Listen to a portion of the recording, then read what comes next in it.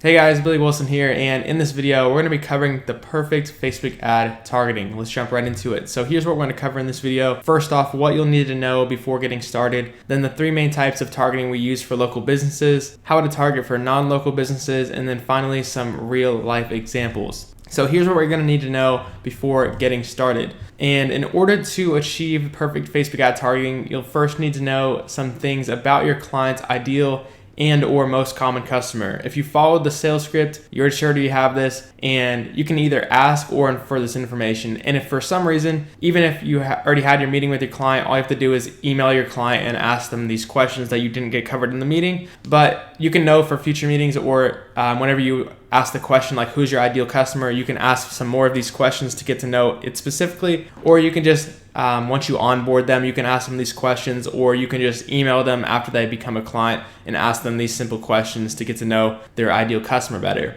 But put simply, before getting started with the targeting, you're just going to need to know their most common or ideal age range of their customers. Are most of their customers male or female, or is it pretty evenly split? Even if it's like 30-70, I would probably still do both, to be honest with you. What will be your location targeting? And that pretty much is how far are people willing to drive. Obviously, your location targeting will depend on business to business. For most of the time, you can put the business's address in there, and then you can put a certain mile radius around it, but some businesses might not have an address, so they might just have you do a certain area. So you just have to discuss that with the client. What do your clients' customers do? What are they interested in? What income level are they? That one you can probably infer for the most part, depending on how much their service costs, really. What causes them pain? What problems do they have? What makes them feel good? And what solutions are they looking for? These questions also help when you're writing the ad copy, which we're going to be covering in one of the next couple of videos as well. So it's good to know the answers to these questions and know about your client's ideal customer. You don't have to know like everything about them, but you just need to know some basic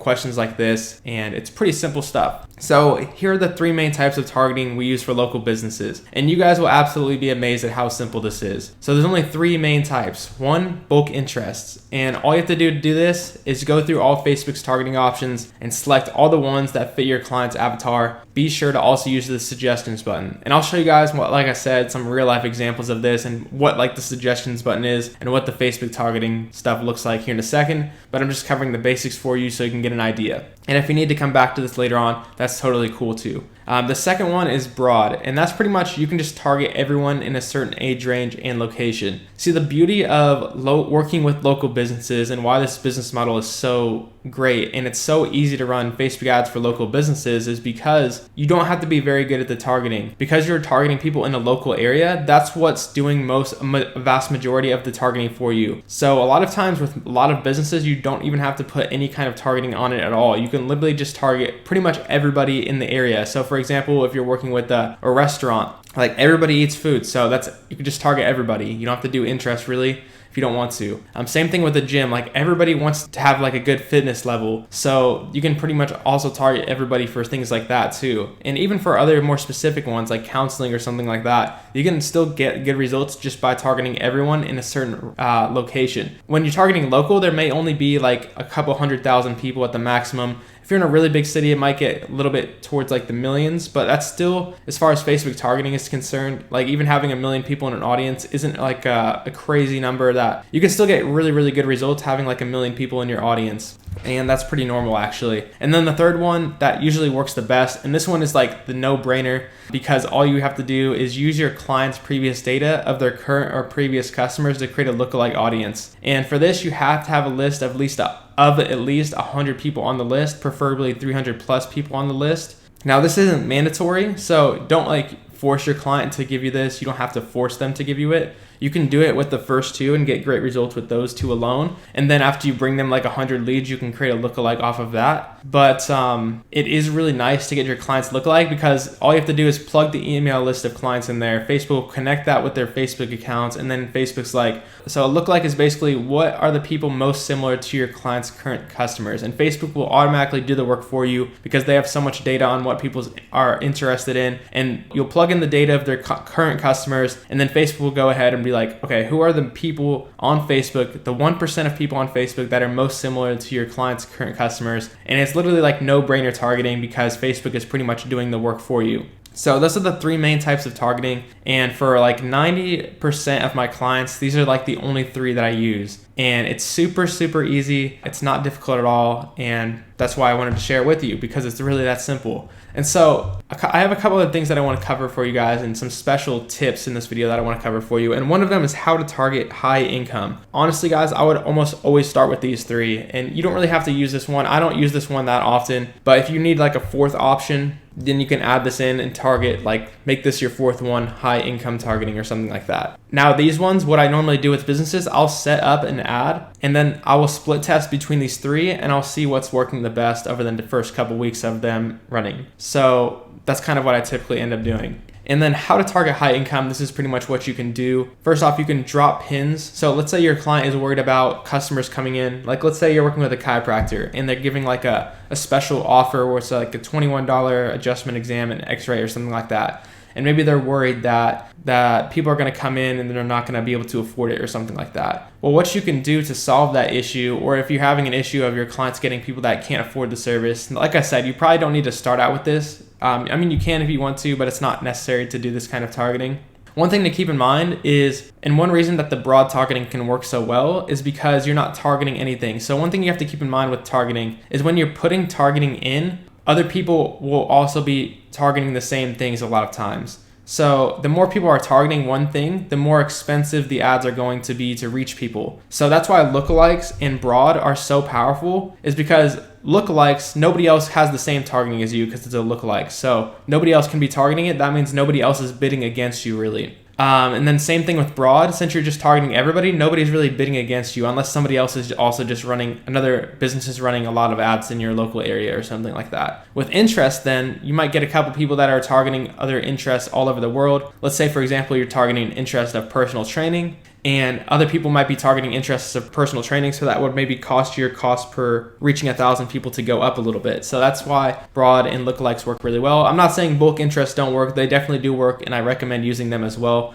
I'm just letting you guys know how it kind of works. And so that comes along with high income as well. When you're targeting high income, it will probably also cause your cost per lead to go up as well, because other people will want to target these people that are high income too. So it gets a little bit more competitive. That's one thing you have to keep in mind if you're going to do some kind of high income targeting. One way you can get away with not raising the price is by dropping pins on high income areas or neighborhoods around your client's location. So you can do research on your client's area. You can like look at the houses, like how big are the houses, or ask your client, what are the most high income areas around your location? Like what are the most high income zip codes? And that leads me to the second one, targeting high income zip codes. You can ask your client which ones they are, or you can research it online, like top income zip codes in whatever state it is or whatever area it is. And at the time of recording this video, for the US right now, there's a targeting option to target the top 5 or top 10% of zip codes. So you can use that targeting option if you want to. But as I said, like keep that in mind. If you're doing like targeting top 5% of zip codes, that may increase your price a little bit if lots of other people are targeting that same thing. So that's just one thing to keep in mind, but then your lead quality might be better if it's higher income people. And then the third one is targeting by phone ownership. So you can target people that own or are accessing Facebook by the newest and most expensive phones. For example, like the newest iPhone or the newest, most expensive Android or Samsung Galaxy, whatever. And you can do this in the detailed targeting box or the placement section. And then finally, the last way you can target high income people is by doing like interest targeting that high income people would maybe be interested in. And that could be something like frequent travelers or frequent international travelers, luxury goods, etc. And you can also add that in with the phone ownership if you want, and just put them all into one big audience if you want to. And by the way, guys, as I said, this high income thing is not necessary at all for a lot of clients. Most of my clients, I don't even use this feature, but I just wanted to cover it for you so that you know it's there. And that if you ever get in a conversation with a client, if they're concerned about people not affording it, then you can have this conversation with them and you can tell them about, oh, we're going to be using lookalikes, so that will take people that's similar to your current customers. And we can also even do high income targeting specifically so that we can eliminate people doing that. So I'm just mostly telling you guys this so you have as an option,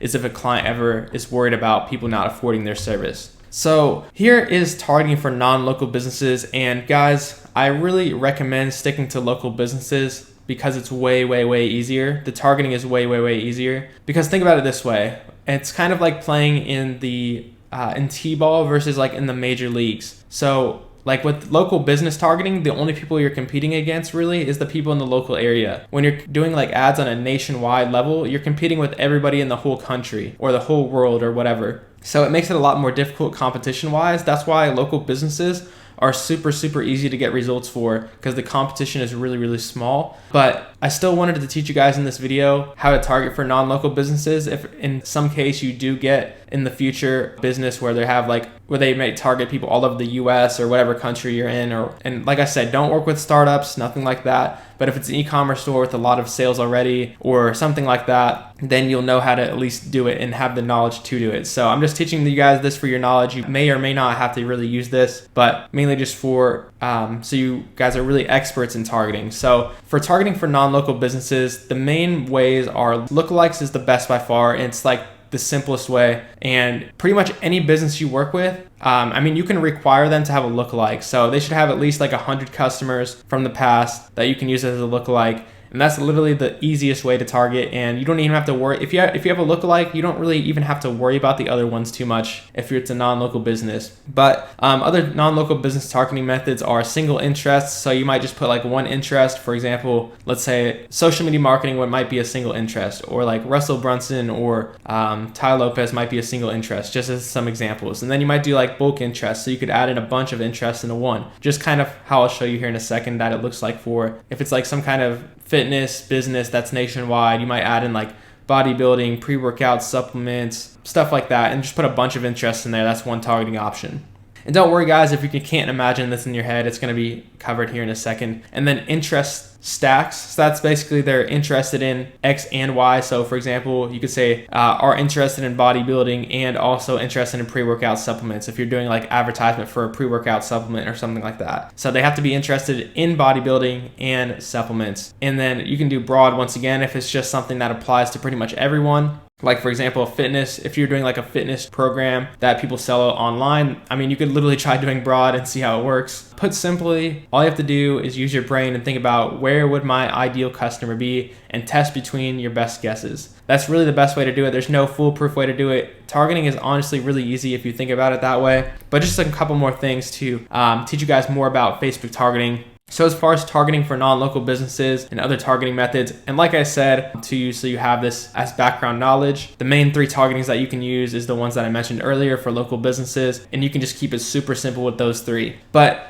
to explain this a little bit better, on the left side here we have your ideal customers, traits, behaviors, wants, needs, interests, etc. And on the right side we have Facebook's targeting options. So the way you can think about it is you want to figure out, okay, so Facebook has a certain targeting options. It's not going to have everything you can possibly think of. And then your ideal customer has certain traits, behaviors, wants, needs, interests. So what you can do is you can list all your ideal customers' traits, behaviors, wants, needs, interests, like what books are they interested in, what softwares, what schools, what organizations, what people are they interested in that other people wouldn't be interested in. And you can list those all out, and then you can go back, you can look in Facebook and you can see what options Facebook has, and you kind of have to connect the two because Facebook might not have every option you think of exactly. So you have to kind of translate. It's like translating a language and doing it that way, which I will show you guys in real time in just a second here. And then once you add what you believe to be the most accurate audience, use the suggestions feature to find more. So let's show you how this works, like a real life example. Let me jump into my Facebook targeting here. And let's say we want to just randomly, we're working with a business that wants to target chiropractors. Maybe they do chiropractic consulting or something like that, which is like a really random thing. So we need to figure out, okay, how can we target chiropractors on here? Well, let's say their whole thing is in the United States. Let's just raise this up to like 20, and we'll just leave this at 65 plus. Men and women, will leave that.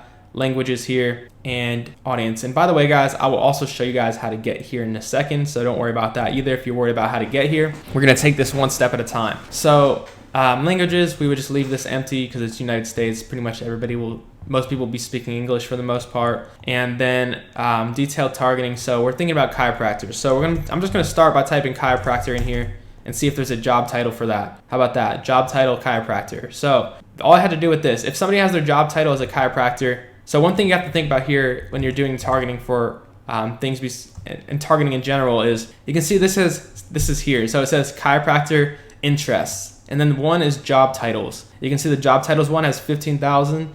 The chiropractor one has 108,000. So if somebody's interested in a chiropractor, that doesn't mean they are a chiropractor, right? So you got to be thinking about this kind of things is in your targeting, because you could screw up. And if you put chiropractor interest in here, then you might just get a lot of people that are interested in a chiropractor and not people that are chiropractors if you're going after people that are chiropractors. So you'd want to get rid of this one, and you want the most specific one, the one that you know your audience is. Like people interested in chiropractors, there's probably a lot of chiropractors in here too, but there's also a lot of random people in here that are just interested in a chiropractor. But with this one, we know pretty much everyone with the job title chiropractor is going to actually be a chiropractor. Thing here, you really want it to be like you're 100% sure that most people in this audience are going to be this kind of whatever kind of ideal customer you're targeting. The most specific you can possibly get it. And then once you've got one in here, all you have to do is press suggestions and look how many things come up. We can add in pretty much as many as we want in here. And there's so many different ones. And then you've got like all these, look at these, College of Chiropractic.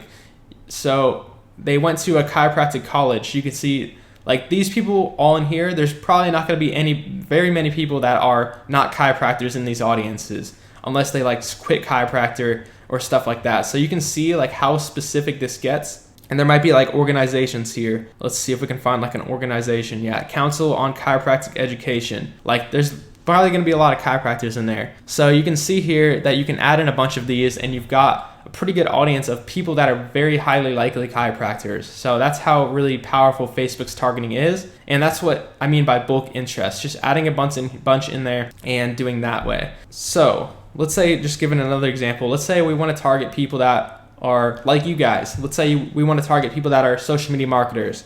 So social media marketing, let's type that. So job title, social media marketing, so interests. So one thing, social media marketing interest. If I do this as an interest, you got to think about this. There can be people that own a social media marketing agency, but it might also be business owners that are interested in social media marketing. So maybe that's not the perfect audience, but let's see if we can get a better one. Digital marketing, online advertising, kind of the same thing there. Their advertising agency. See, this might be businesses interested in an advertising agency, so it still might be the perfect thing. Entrepreneurship, that would include like a lot of people. So let's go back out of that and think about, okay, what would a marketer be really interested in? Well, they might be interested in Russell Brunson because he is the owner of ClickFunnels. Or maybe let's see if there's ClickFunnels in here. No. So you check that. That's a landing page software. Facebook ads. No. Okay, let's see what comes up when we do suggestions. Like this is a pretty good one. Gary Vaynerchuk is pretty focused around social media marketing. It's not perfect. This one here, MailChimp. So Hootsuite. Hootsuite is a scheduling, social media post scheduling software. So somebody interested in social media marketing is very likely to, a social media marketer is very likely to be in this audience, or social media marketers. Same thing with Russell Brunson. People that are like really into the industry would be interested in these kind of things. So then from there you can get suggestions, and you can just start writing down all of these different ideas. All of the ones that apply, you can write them down. And so that's how this gets really powerful. And another thing you can do here as well, let's say we want to do social media marketing, and then we also say we want a narrow audience, and then we also want like Russell Brunson again. So now they have to be interested in social media marketing and Russell Brunson. Now the audience is pretty small here, so maybe we put in like Gary V as well. Okay, I think it's kind of glitching out. Oh, this is job titles, that's why. So that one didn't have very many people in it. That should fix it though. So now they have to be interested in social media marketing and Russell Brunson. So these people are very likely to be highly interested in social media marketing. And so that's how you can kind of narrow it down. That's the bulk option here that I talked about. So I showed single interest is just having one thing here. So just putting social media marketing, that can perform really well by itself. And I'm like, obviously you would apply this to whatever niche you're working with or whatever kind of business you're working with. Bulk interest is just adding a bunch in there. So I'd add in like digital marketing, online marketing, internet marketing, just add in a bunch of this stuff like that. That's a bulk interest targeting. Interest stack is like I showed you just a second ago. That's putting like social media marketing,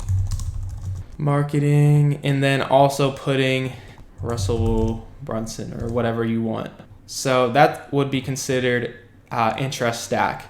And then you can also exclude people too if you want to, or narrow even further. Now, you don't really want your audience to be too small. You wouldn't want it to be, you can see this thing here where it's like red and yellow. See, mine's in the red right now, so you don't really want it to be in the red. As long as it's in the green, it's usually pretty good. I'll talk about that more in a little bit as well, but that's not in the green because I did the wrong thing again. There, now it's 1.7 million. That's a good size. So, and I'm not saying you have to have 1.7 million people. Anywhere between like 10,000 and a couple million people can work pretty well. So there's like a really broad range that works well. Even multiple millions of people can work great. Just if you have a small audience, like if you only have 10,000, the ads will probably still work good, but they may not work for very long because you only have a small number of people in there that people might see your ads over and over. So you just have to maybe expand it over time. That's why it's good to mix up with the local businesses, like I was saying. It's good to mix up these things because if you have bulk interest in there and that's only 10,000, let's say, and then you have another one that's broad, that kind of saves you, and this one might be 100,000. That kind of saves you as far as your ads not getting run out because you can just target everyone with one ad and bulk interest with another ad. So that's an example of how it works. Let me show you some real life examples, and I'll also show you how to access targeting real quick here as well. Let's jump back into, so basically how you would access your targeting is really simple. You just go to business.facebook.com, just like you get to your business manager. And let's say you want to play around with the targeting. I'm just going to choose one here and then choose my demo ad account for you guys. And you can go into your own ad account or a client's ad account. If you want to just mess around with stuff, go into your own account and then just go create a campaign and then just select whatever thing here. I'm just going to do this conversion one. And then you can play around with the audience targeting, everything like that, and you can mess around with it. A lot of this more detailed stuff I'll cover in another, like for this placements and stuff like that, I'll cover that all in another video and like setting up your ads in real life. But I'm just wanted to cover all of the details so you guys know pretty much everything there is to know about Facebook ads targeting. And like I said, to like play around with the targeting and see what's all involved. And you really don't need to do this honestly with local businesses, but if you're trying to get like really detailed with your targeting, you can like just play around with these features, go through each one, like see how many different options there are, play around with all of this interest and play around with the behaviors, drop them down, like go through, you could take the time if you wanted to and go through each of these things and just kind of take a look and see if any apply to your client if you wanted to, or you can just type something in. So let's say you're working with a counseling client.